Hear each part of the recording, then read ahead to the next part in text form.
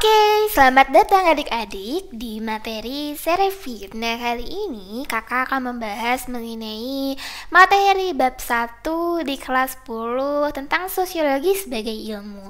Nah, di sini untuk misalnya teman-teman yang baru kelas 10 berarti mungkin sudah pernah belajar ini atau sedang belajar materi ini, dan buat teman-teman yang kelas 11 dan kelas 12 pasti sudah pernah belajar mengenai sosiologi sebagai ilmu.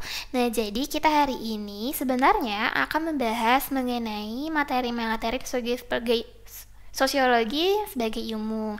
Nah, contoh-contohnya itu adalah yaitu yang pertama, kita akan membahas mengenai pengertian sosiologi, kedua ciri-ciri sosiologi, ketiga sejarah kemunculannya sosiologi, kemudian sosiologi sebagai ilmu pengetahuan, kemudian tokoh dan teori sosiologi, dan cabang-cabang ilmu sosiologi.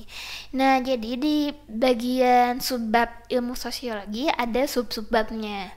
Oke, kita mulai. Jadi di sini kita juga akan berintermezzo kembali. Nah, sosiologi ini sendiri sebelumnya pernah lahir oleh salah satu bapak. Jadi di sini sosiologi memiliki seorang bapak. Bapaknya ada yang pernah tahu atau pernah mendengar ini?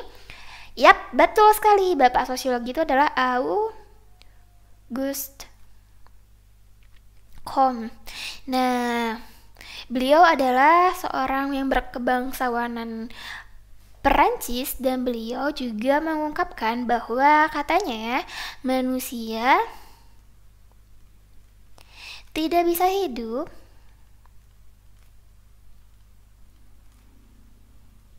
tanpa sesamanya. Kenapa sih Kak manusia tidak bisa hidup tanpa sesamanya? Jadi kita tahu bahwa manusia tidak ada yang bisa menjadi makhluk yang satu saja di dunia ini atau makhluk individu.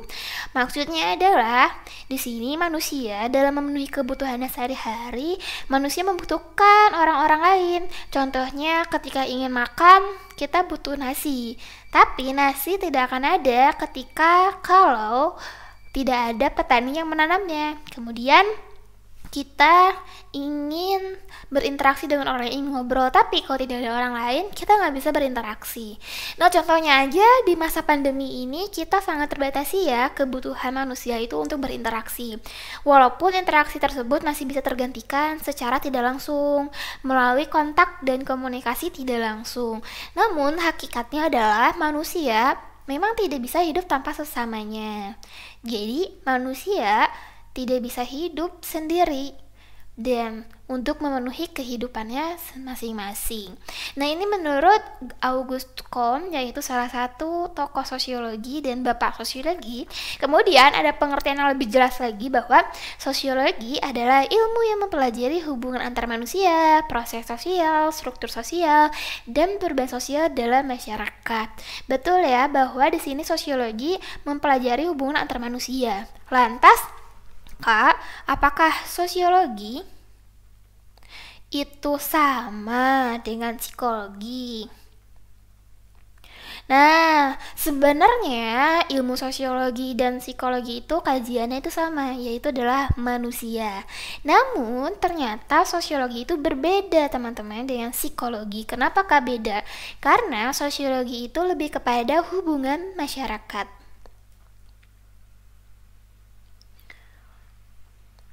Nah, di sini bahwa yang diteliti atau yang dikaji adalah manusia dengan manusia, manusia dengan kelompok, kelompok dengan kelompok. Sementara itu, kalau psikologi itu lebih kepada jiwa seorang individu.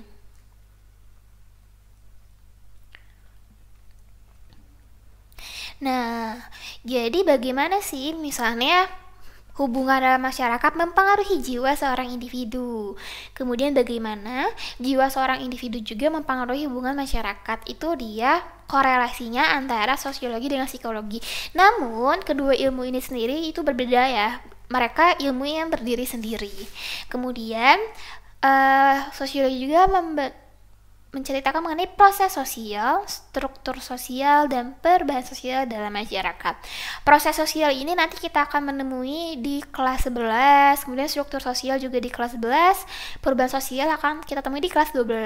Pada hakikatnya, sosiologi itu adalah ilmu yang mempelajari hubungan antar manusia individu dengan individu, individu dengan kelompok, maupun kelompok dan kelompok, beserta gejala yang dihasilkannya.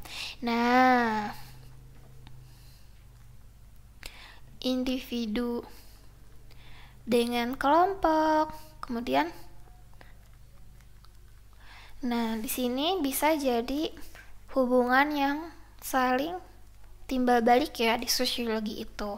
Nah, kemudian kakak juga akan membahas mengenai ada yang namanya objek kajian sosiologi. Apa tuh kak objek kajian sosiologi? Oke, jadi objek kajian sosiologi itu ada 2. Nah, ada apa aja? Ada yang namanya objek kajian. Ada yang formal, ada juga yang material.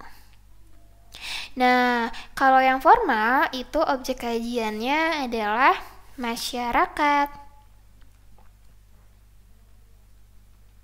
Dan kemudian yang materialnya adalah gejala sosial.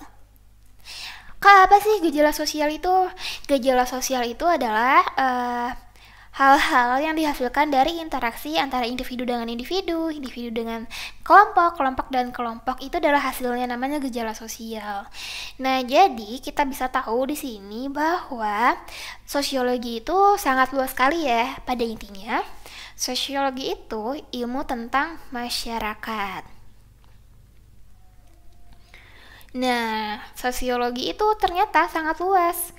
Nah, bahkan sosiologi juga bisa masuk kepada ekonomi, politik, hukum, kemudian humaniora, dan masih banyak lagi. Karena pada intinya interaksi-interaksi dari masyarakat itu sendiri akan menghasilkan ilmu-ilmu yang lain. Jadi bisa dikatakan bahwa sosiologi ini adalah ilmu dari ibunya soshum atau sosial humaniora.